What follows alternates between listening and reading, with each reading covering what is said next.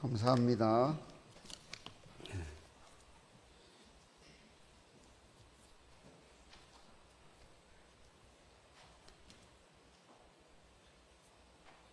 고민이 많았습니다.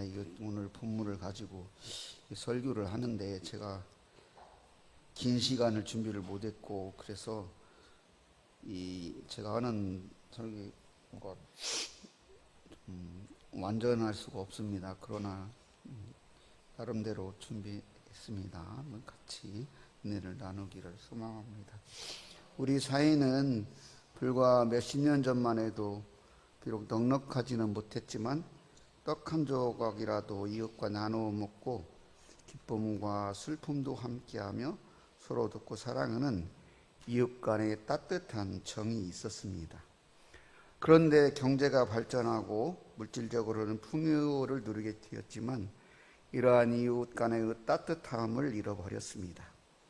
현재 한국 사회는 변화무쌍한 무한 경쟁과 물질 만능주의가 팽배하며 사람들이 조직을 위한 도구 또는 수단화 되어가고 있습니다. 그리고 구성원들조차도 서로 이기주의와 개인주의화 되어 있습니다. 이런 한국 사회 현실에 적응하지 못하는 많은 이들은 경쟁에 밀려서 낙오되고 극단적 선택의 길로 내몰리고 있습니다. 이런 한국 사회의 적나라한 모습을 보여주는 두 가지 지표가 있는데, 세계 최고의 자살률과 세계 최저의 출산율입니다. 이러한 각박한 현실에서 교인은 이러한 우리 사회에 희망을 제시해야 하는 책임이 있습니다. 이러한 시대에 우리에게 진정으로 필요한 것은 무엇일까요? 다른 거 많이 있겠지만 저는 사랑이라고 봅니다. 각박한 현대를 사는 사람들에게 지금 사랑이 필요합니다.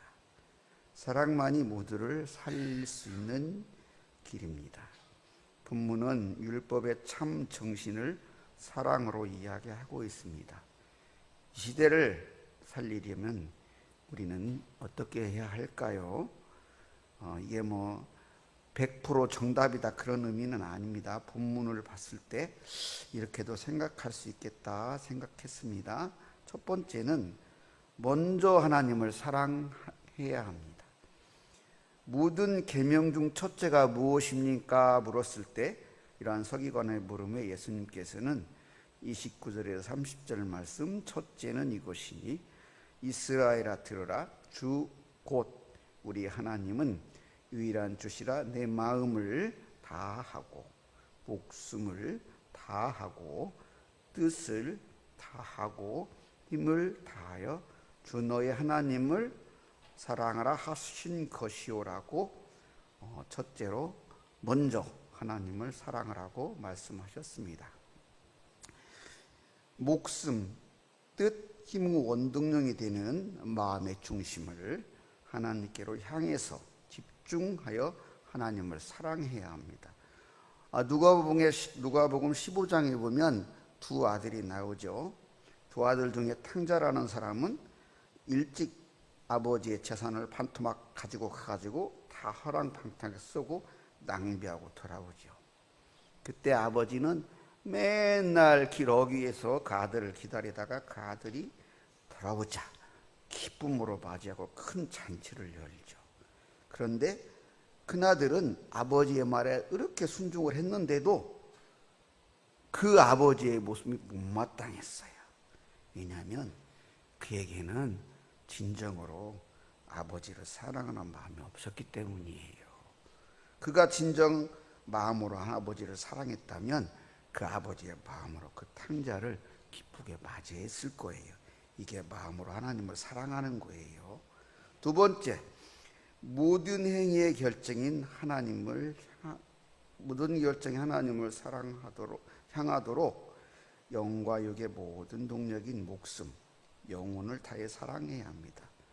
사도 바울은 이런 사랑으로 목숨을 다해서 예수님을 전하고 온갖 고난과 역경을 견디면서 결국엔 순교자의 길을 걸었어요. 이게 목숨을 다하는 사랑입니다. 뜻은 지적 능력, 생각하는 힘으로 맹목적이고 무지한 사랑이 아닌 이해와 의지로 뜻을 다하여 하나님을 사랑하는 것 해야 합니다. 초대교회 성도들은 하나님 말씀을 읽고 쓰고 연구하면서 뜻을 다해 하나님을 사랑하려고 하였습니다. 이게 뜻을 다하는 사랑입니다. 힘을 다해 하나님을 사랑합니다. 해야 합니다. 우리가 잘 알고 있는 부자와 가부의 헌금 이야기가 있죠. 부자들은 자신들의 풍조가 많은 지선종의 일부를 드렸어요. 그러면서도 서로 자랑하고 계산하고 염려했어요. 그렇다는 거예요. 그런데 과부는 자기의 모든 것, 생활비 전부를 드리고도 오히려 더 못 드리는 것, 그것이 미안하고 죄송스럽고 이렇게라도 드릴 수 있는 것에 감사하면서 다 드리고도 아무런 염려도 걱정도 하지 않았어요. 이게 힘을 다하여 사랑하는 거예요. 근데 오늘 읽은 이 본문을 읽으면서 제가 이걸 어떻게 설명해야지, 어떻게 얘기하지 생각하다가 놓친 것이, 제가 천천히 읽은 말이 있죠. 뭐였죠? 다하고요. 목숨, 마음, 힘, 이것을 다해서 하나님을 사랑하라는 거예요. 중요한 것은 다해서예요. 다해서 사랑하라는 거예요.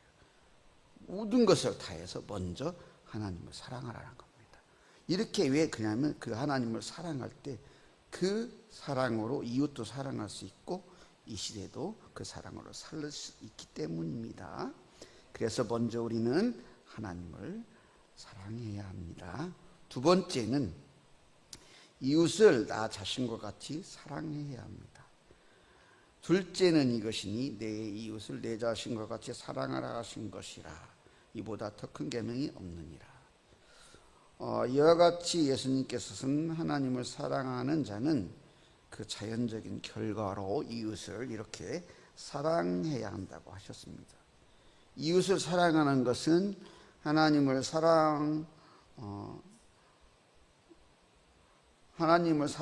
것과 함께 율법을 완성하는 불가분의 관계에 있는 것입니다.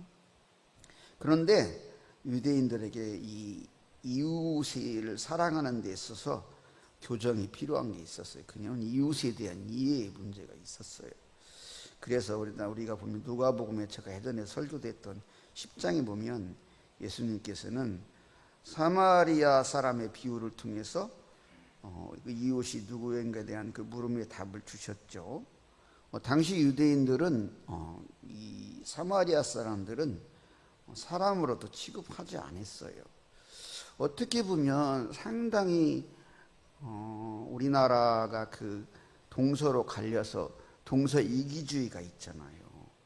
그런 것처럼 좀 이기주의적인 사고의 한 그 극단이라고 볼 수 있어요. 하여튼 어쨌든 그 사마리아 사람들은 불쌍한 사람들이거든요. 그 사람들은 사람 취급도 하지 않고 죄인 취급하고 또 원수로 생각하고 이웃이라고 생각하지 않았어요. 거기 또 이웃으로 취급하지 않는 사람들이 이방인이 있었죠. 그런데 그 사마리아 사람이 강도받는 그 사람을 도와주고 살렸다는 거죠.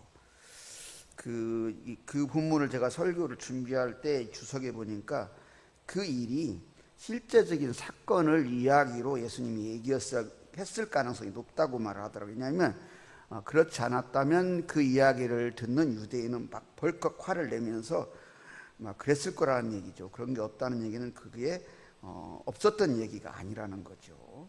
그렇게 말하는 거죠. 이처럼 이웃으로도 생각하지 않는, 사람 취급도 않는 그 사마리아 사람이 보여준 그 모습이 중요하다는 거죠. 나의 이웃이 누구냐, 그게 중요한 게 아니고 내가 어떤 이웃이 되는가, 그게 중요하다는 거죠. 우리들은 이 말과 사고의 틀을 바꿔야 돼요. 누가 문제고 무엇이 문제고가 아니고 나는 어떻게 할 것인가, 나는 무엇을 해야 될 건가가 문제인 거예요. 우리에게 도움을, 나의 도움을 필요하는 사람이 있다면 그 사람이 비록 원수를 할지라도 내가 할 수 있는 최선을 다해서 돕는 것, 그것이 그렇게 이웃이 내가 되어주는 것이 중요해요. 하나님은 우리와 하나님과 원수된 우리를 하나님이신 예수님이 십자가에 죽어 주심으로 그 원수된 우리를 살려주셨잖아요. 그래서 우리는 그 사랑으로 이웃을 나와 같이 사랑해야 되는 거예요. 그 사랑에는 어떤 제약도 차별도 없어야 되는 거예요. 그리고 왜냐하면 우리 예수님이 아무런 조건도 없이 차별 없이 우리를 사랑했기 때문이죠. 이렇게 우리는 이웃을 내 자신과 같이 사랑해야 해요. 그때 우리는 이 시대를 그 상으로 살릴 수 있습니다. 그때 우리는 이웃을 내 자신같이 사랑해야 하겠습니다. 끝으로 세 번째, 하나님의 나라를 사랑해야 합니다. 예수님께서는 33절 서기관의 지혜로운 대답에 내가 하나님의 나라에서 멀지 않도다라고 말씀하셨죠. 서기관은 예수님의 권위를 온전히 인정하고 그분의 말씀에 전적인 동의를 했어요. 그래서 하나님이신 예수님께서 이건 신적 권위로 말씀하시는 거예요. 그가 하나님 나라에 멀지 않도다. 그러자 그 후에 예수님께 묻는 자가 없었다고 말하죠. 예수님의 가르침에는 어떤 흠도 발견할 수 없었습니다. 그리고 예수님께서 서기관의 율법의 제일 큰 계명이 무엇입니까? 대한 물음에도 완벽한 답을 주셨죠. 그래서 예수님의 권위에 도전하고 예수님을 시험하려던 대제사장들, 서기관들, 장로들, 바리새인들, 그다음에 헤롯 당원들은 늘 그들의 모든 시도는 실패하고 그들은 예수님의 권위에 굴복되었습니다. 하나님 나라의 담지자는 이게 사전을 쳐보면 생명이나 이념 따위를 맡아 지키는 사람 또는 사물을 말해요. 이 담지자의 하나님 나라의 담지자이신 예수님께서 이 땅에 오심과 함께 시작된 하나님 나라의 통치가 하나님이신 예수님을 통해서 이루어지는 모습들을 보여주는 거죠. 예수님께서는 죽은 자를 살리고 많은 병자를 고치셨죠. 예수님께서 가장 많이 한 일 중에 하나가 하나님 나라를 가르치셨죠. 하나님 나라를 보여주셨죠. 이렇게 하나님 나라 통치가 이루어지는 게 하나님의 통치가 이루어지는 게 하나님 나라인데 그게 예수님을 통해서 이렇게 지금 이루어지고 있죠. 그리고 이 하나님 나라가 이루어지면 하나님의 사랑이 넘치게 되는 것입니다. 그래서 우리는 이 시대에 하나님 나라가 이루어지기를 사모해야 하는 것입니다. 성령 충만한 초대교회의 성도들은 한마음 한뜻으로 물건을 통하고 서로의 필요를 채워주므로 가난한 자가 없었어요.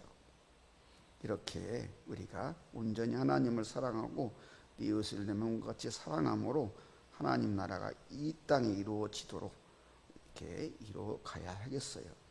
그리 하나님 나라의 모습의 대표적인 모습이 하나가 교회입니다. 이 교회가 그런 모습을 가져야 하겠지요. 그래서 우리는 하나님 나라를 사모하는 것처럼 교회를 사랑해야 하는 것입니다. 이렇게 우리가 하나님 나라를 사랑할 때 그 사랑함으로 이 시대에 하나님 나라가 이루어지게 함으로 우리는 이 시대를 살릴 수 있습니다. 그럼 우리는 하나님 나라를 사랑해야 합니다. 너무 빨리 끝나지요. 그도 결론입니다. 요한일서 4장 12절은 어느 때나 하나님을 본 사람은 없으되 만일 우리가 서로 사랑하면 하나님이 우리 안에 거하시고 그의 사랑이 우리 안에 온전히 이루어지느니라 라고 말씀합니다. 날로 사랑이 식어져가고 낙오되고 소외된 이들의 부르짖음이 슬프고 쓰라린 이 시대에 우리는 이 시대의 문제와 아픔을 외면하고 모른 채 해서는 안 됩니다. 우리가 이 시대의 문제와 아픔, 이 시대의 사마리아인이 되어서 광야 같은 세상에서 강도 만난 자와 같은 우리의 이웃들을 사랑으로 섬겨야 합니다. 우리가 원수까지도 사랑해야 하는, 사랑할 수 있는 이유는 하나님께서 우리를 그렇게 사랑하셨기 때문입니다. 그 사랑이 역사할 때 우리는 진정 사랑할 수 있습니다. 그 사랑으로 사랑해야 합니다. 그러므로 먼저 하나님을 사랑하고 또 이웃을 내 자신같이 사랑하고 하나님 나라를 사랑해야 하겠습니다. 사랑합시다. 사랑해야 합니다. 저같이 부족하고 좀 마음에 들지 않더라도 여러분, 사랑하는 방법이 있습니다. 긍휼의 눈으로 바라보세요. 여러분, 자식 새끼가 맨날 잘해서 사랑합니까? 그렇지 않아요? 여러분, 좀 부족함이 있더라도 우리 교인들 서로 간에 그러한 긍휼함으로 사랑해 주시기 바랍니다. 사랑할 때 우리는 서로를 살릴 수 있습니다. 이 똑같은 내용들이 나오는 본문에 보면 이렇게 하나님을 사랑하고 이웃을 사랑하는 것이 사는 길이라고 했어요. 그 다음에 또 율법이 강령이라고 했어요. 선지자의 강령이라고 그렇게 돼 있어요. 여러분, 사랑해야 합니다.